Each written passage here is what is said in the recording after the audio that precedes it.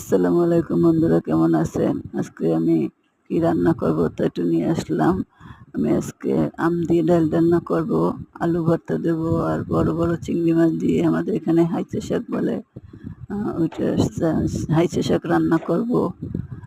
এই হাইচে শাক রান্না করব, এগুলো আবার আমরা আবার শাকটা খুব পছন্দ করি খেতে।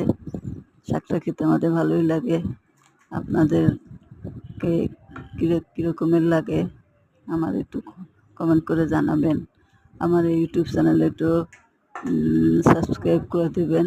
নতুন খোলা তো একটু অসুবিধা হয়েছে, তারপর একটু লাইক শেয়ার দিবেন আর সাবস্ক্রাইব করে দেবেন। আসসালামু আলাইকুম। ভালো ভিডিও করে নাকি সব